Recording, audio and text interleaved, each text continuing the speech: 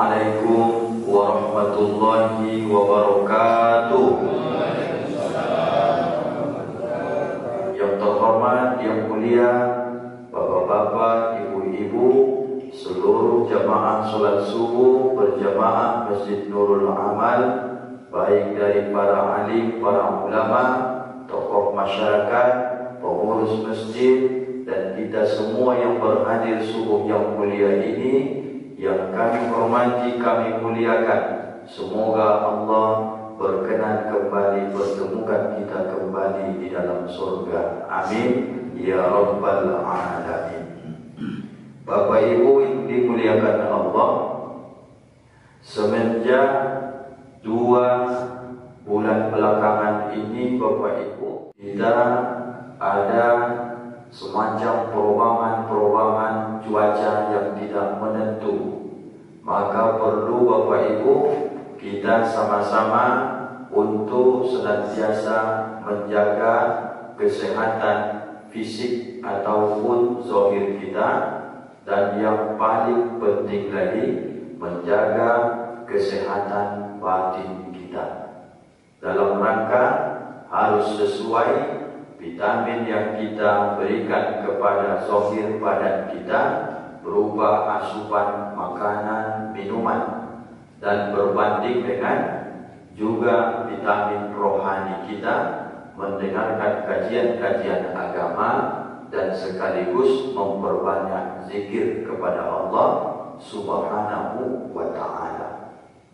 Alhamdulillah, Masjid Nurul Amal banyak peningkatan kami lihat, baik dari segi jamaah, juga sekarang disiarkan lewat media, dan nanti ada YouTube-nya. Saya juga melihat beberapa kawan-kawan dari guru-guru kita sudah memang di-share. Alhamdulillah, ini yang selalu disampaikan di media-media kita ini, semoga besok menjadi amal jariah baik kepada pengurus dan jamaah Masjid Nurul Amal, dan juga kepada ustaz-ustaz yang memberikan tausiah, insyaallah. Mudah-mudahan semua niat baik kita ini Bapak Ibu mendapat ridho rahmat dari Allah Subhanahu wa ta'ala. Amin ya rabbal alamin. Ada 2 hal Bapak Ibu pada subuh ini yang akan kita sampaikan. Semoga harapannya menambah keimanan kita kepada Allah dan kecintaan kita kepada Rasulullah Sallallahu Alaihi Wasallam. Kita ambil kajian ini di dalam satu kitab hadis yang bernama Mukhtarul Ahadits Nabawiyah Muhammadiyah. Jadi hadis ini Bapak Ibu, kalau dilihat halamannya, halaman 3, nomor hadisnya 27. Kemudian perawi hadisnya adalah Imam Ad-Dailami. Apapun di hadisnya, itu yang akan kita bahas pada subuh yang mulia ini. Bismillahirrahmanirrahim. Qala Nabi sallallahu alaihi wasallam, telah bersabda Rasulullah sallallahu alaihi wasallam. Isnani, ada 2 hal kata Nabi, la yanzuru ilaihima yaumal qiyamah. 2 perkara, 2 hal ini, 2 jenis manusia ini kata Nabi, la yanzuru, tidak akan dilihat, dipandang, diperdulikan oleh Allah di hari kiamat. Ada 2 model ataupun jenis manusia besok di hari kiamat yang tidak diperdulikan oleh Allah, tidak dilihat oleh Allah, sakitannya tidak diurus oleh Allah, dibiarkan begitu saja. Bahasa anak mudanya dicuekin oleh Allah Subhanahu wa ta'ala. Maka ini penting Bapak Ibu, mumpung kita masih hidup, karena tiketnya di sini diambil, harus dihindari. Jangankan Allah nanti yang maha kuasa, yang merajai segala raja, memperdulikan kita saja tidak. Manusia di dunia ini pun, kalau kita bertamu ke rumah orang, orang tidak memperdulikan kedatangan kita, kita sakit hati Bapak Ibu. Kita berkunjung ke rumah saudara kita, sampai kita, jangankan ditengoknya kita, diperdulikannya pun tidak, maka kita merasa tak enak hati, merasa kita ada yang salah, maka kita lebih baik mungkin pulang lagi, tak jadi bertamu rumahnya. Itu Bapak Ibu baru manusia. Pagi ini mungkin kita sebagai menantu berkunjung ke rumah mertua, mertua pun tak opet, tak ditengoknya kita, tak suka dia, tak peduli dia, maka kita pun merasa tak enak. Apa salahku? Apa salahku? Hari ini kita mungkin menjadi seorang anak, orang tua tak pedulikan kita, sakit hati kita Bapak Ibu. Kemudian kita seorang istri, suami tak pedulikan kita, sakit hati kita Bapak Ibu. Suami pun tak dilayani, tak diperhatikan, tak dipedulikan istri, sakit hati juga. Ingat Bapak Ibu, itu baru di dunia. Jangankan Bapak Ibu yang berkeluarga, kita sebagai anak, suami, istri, antara menantu dengan mertua, ustaz saja pun Bapak Ibu, kalau ceramah tak dipedulikan, sakit hati juga dia. Itu pun masih dunia. Padahal kalau kita di satu tempat tak dipedulikan orang, tempat lain insya Allah kita masih dipedulikan orang. Kalau umpamanya mertua yang ini tak pedulikan kita, masih ada lagi mertua yang lain mempedulikan kita. Istri pun begitu Pak. Istri yang ini tak pedulikan kita, mungkin istri lain bisa mempedulikan kita. Artinya ada masih tempat untuk mencari perhatian itu. Tapi kalau sampai besok di akhirat, yang maha kuasa merajai segala raja, yang punya pengadilan akhirat, yang menggenggam segala keselamatan, yang memutuskan segala urusan, tidak memperdulikan kita Bapak Ibu. Ini tidak ada tempat lain untuk mencari perhatian itu lagi selain perhatian dari Allah Subhanahu wa Ta'ala. Apa yang kita lakukan sehingga Allah, kata Rasulullah, tidak memperdulikan kita besok di hari kiamat? Dalam hadis ini ada dua. Yang pertama adalah qati'ur rahim, orang yang ketika hidup di dunia suka memutuskan tali silaturahim. Siapa orang yang disebut dengan bersilaturahim? Silah itu asal katanya adalah sil, diambil juga dengan bahasa sambung ataupun tali tambang. Maka asal katanya sil sambungkan. Kalau nanti penyambungannya wasilah kepada Rasulullah, disebut Bapak Ibu dengan solawat. Kalau kepada Allah, disebut dengan solat.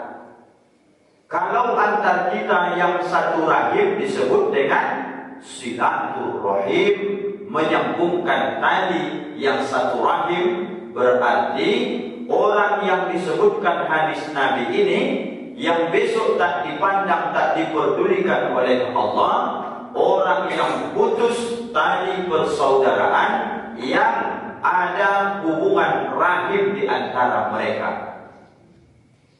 Jadi kalau yang putus itu tali silaturahim, itu Bapak Ibu orang-orang yang satu rahim, masih ada hubungan nasab, darah mengalir di badan kita dan di badan orang lain.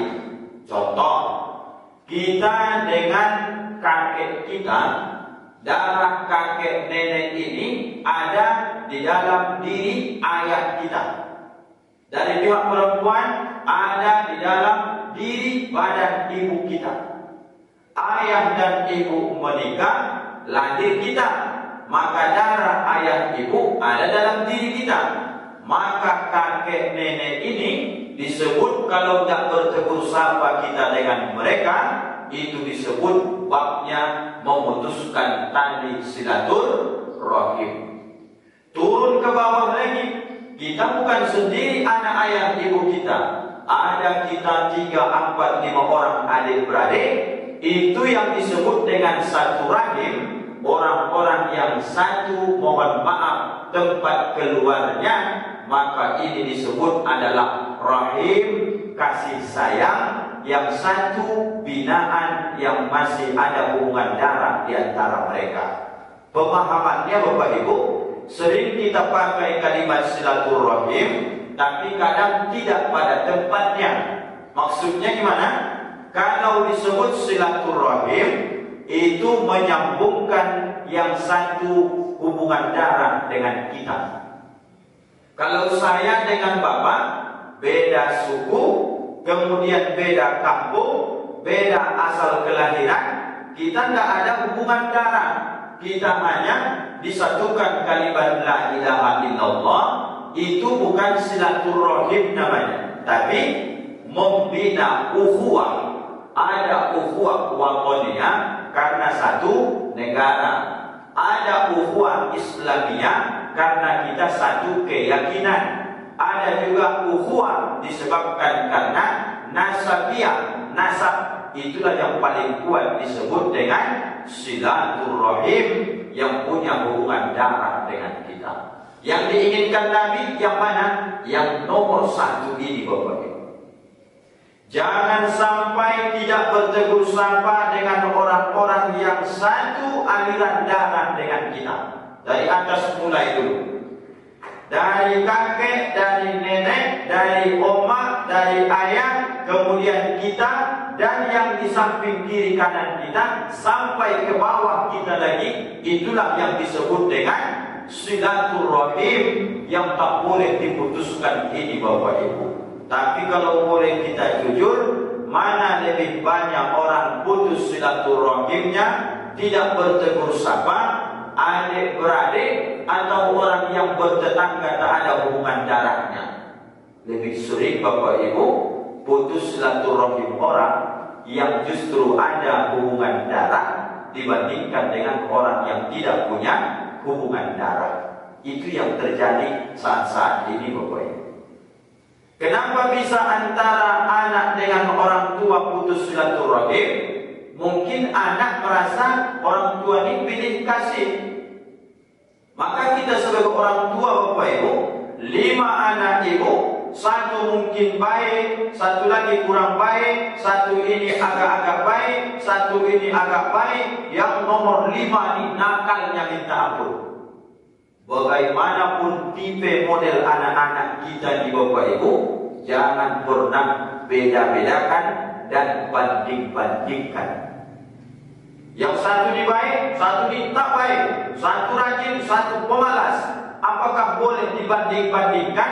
Orang tua yang adil supaya jangan rusak silaturahim anak ke orang tua, maka itu tidak boleh Pak dibanding-bandingkan. Contoh kakak, contoh adik. Kamu rumah yang paling nakal, memang kamu yang merusak ini segala. Jangan pernah membuat hatinya sakit gara-gara membandingkan dia dengan saudara-saudaranya. Nanti akibatnya, tengok Bapak Ibu, banyak anak-anak ini ketika masih kecil, kemudian dia nampak sangat nakal, tapi saat kita tua besok, justru anak yang nakal ini yang paling peduli dengan kita ketika kita sudah tua, uzur, sakit.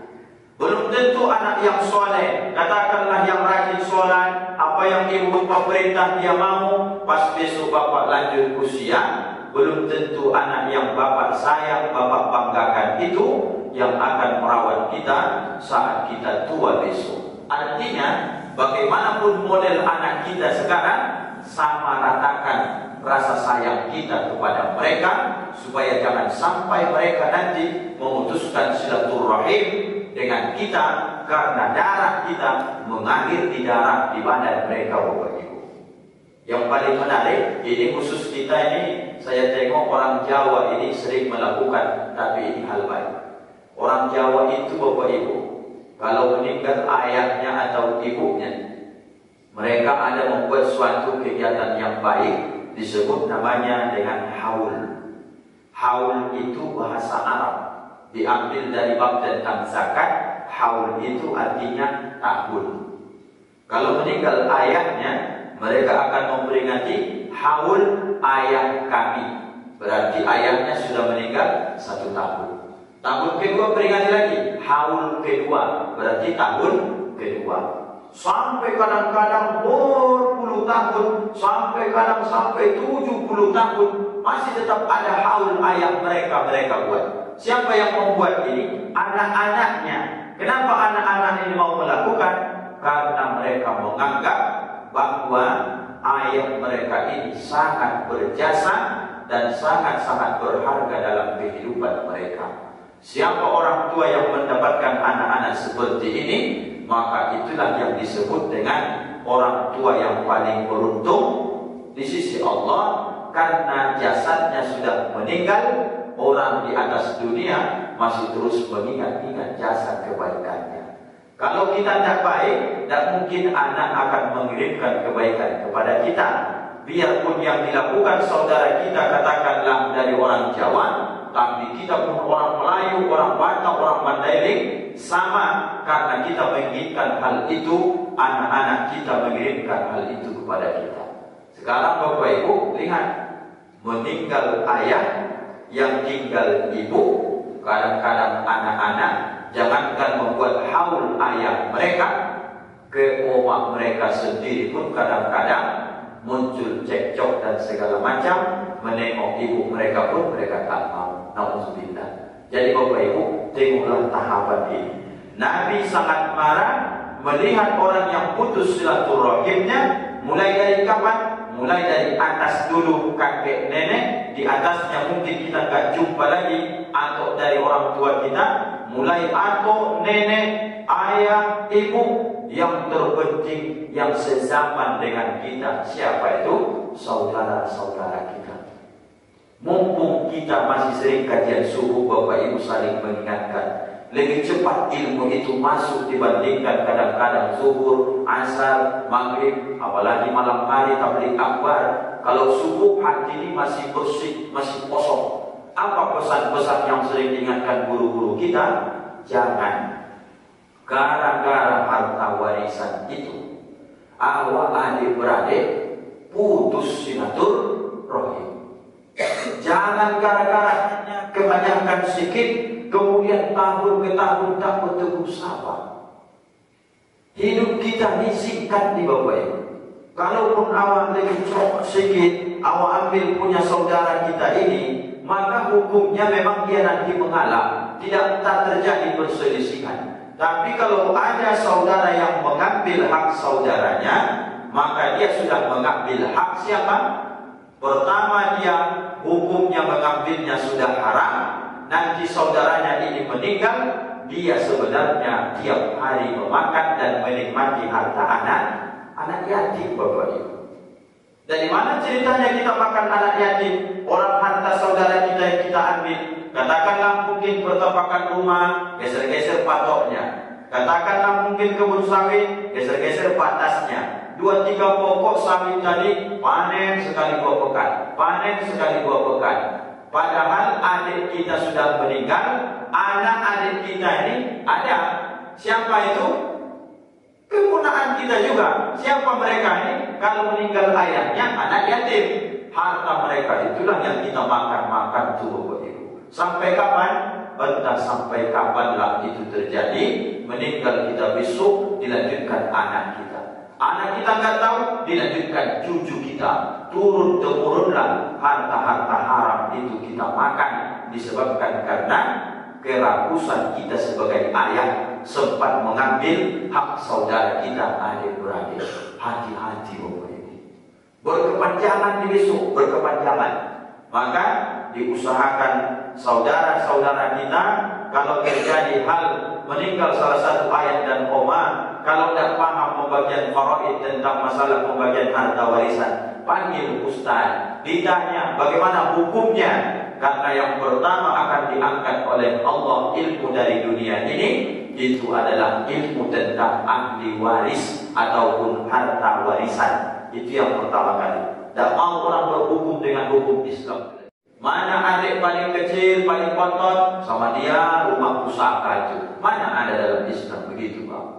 Mana abang yang paling besar, karena dia paling berjasa menyekolahkan adik-adiknya, maka kebun sawit yang sebelah sana 10 hektar sama dia lah itu.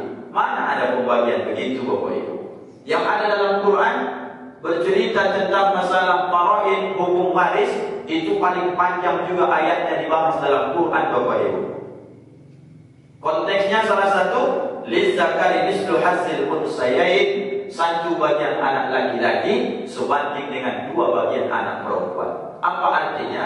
Kalau duit 100 juta, contohnya Bapak Ibu, anak laki-laki itu 50 juta, maka 2 anak perempuan 25 juta, 25 juta. Jangan dibalik Bapak Ibu, harus lebih banyak sama perempuan. Dalam Islam tidak, karena laki-laki. Seandainya adiknya yang perempuan nanti mohon maaf diceraikan orang jadi janda, siapa walinya? Abangnya. Maka adik perempuan itu boleh balik ke rumah abangnya mengambil perlindungan. Maka tanggung jawab laki-laki besar, maka diberikanlah dia 2 kali lipat bagian dari perempuan. Bapak Ibu, ini kita jaga baik-baik. Apa kata Nabi? La yanzuru ilaihi ma yaumal qiyamah qatimur rahim. Tidak akan diperdulikan besok di hari kiamat oleh Allah orang-orang yang memutuskan tali silaturahim. Jangan gara-gara ego kita, jangan gara-gara kesombongan kita, lalu kadang saudara kita beda ekonomi, beda jabatan, beda takhta, beda kemungkinan cara kita dalam hidup ini, kita pandang sebelah mata, padahal darah dia ada mengalir darah yang ada di tubuh kita. Itu saudara kita itu, Bapak Ibu. Jaga ini baik-baik. Yang kedua kata Nabi, wajarus su', tetangga yang jahat. Ini pun juga takkan diperdulikan besok oleh Allah. Bagaimana ciri-ciri tetangga yang jahat itu, Pak Ustaz? Kita sebagai tetangga menginginkan tetangga yang baik, maka terlebih dahulu baikkan dulu diri kita. Bagaimana menilai tetangga itu jahat? Mudah saja. Mana yang tak cocok menurut Bapak Ibu dibuat tetangga ke Bapak Ibu, begitulah tetangga itu mestinya ukuran kejahatan yang mereka lakukan. Contoh, Bapak punya sampah, sampah itu buang ke pekarangan tetangga. Sakit hati nggak dia? Pasti dia sakit hati. Kalau dia lakukan itu ke kita, kita sakit hati nggak? Sakit hati. Begitulah ciri-ciri menjaga tetangga ini, jangan sampai jarusuk tetangga yang jahat. Kita jahat ke dia, dibalasnya jahatnya ke kita. Jangan sampai ini Bapak Ibu. Tetangga ini kalau dalam hadis Nabi sampai berulang-ulang Jibril mengatakan menjaga tetangga kepada Nabi, sampai dalam hadis itu dinyatakan karena saking pentingnya mengingatkan tentang tetangga, kata Rasulullah, hampir saya menyangka tetangga itu bisa mewarisi dari harta kita saking dekatnya. Tidak bisa dipungkiri Bapak Ibu, tetangga itu bisa kadang-kadang lebih derajatnya daripada saudara. Sakit kita, tetangga itulah yang duluan tahu karena beda dinding dengan rumah kita. Kemalangan kita, tetangga itulah sebagai keluarga terdekat kita. Keluarga yang jauh-jauh yang ada hubungan darah, mereka nanti ketika ada masanya mungkin mereka sibuk, tapi ada masa harus mereka datang, barulah bisa mereka datang. Kalau yang satu rumput, satu nasib penanggungan dengan kita, yang sebelah kanan, sebelah kiri, sebelah depan, belakang, itulah sebenarnya tetangga kita Bapak Ibu. Kalau tengok dalam fikih, berapa ukuran tetangga itu Pak Ustaz? 40, 40, 40, 40. Itu tetangga itu masih Bapak Ibu. Kenapa harus diukur demikian? Karena zaman dulu tetangga itu jauh-jauh jaraknya Bapak Ibu. Sekarang tanah datar rapat dia. Mana tetangga itu? 40, 40, 40, 40. Untuk apa ini diukur Pak Ustaz?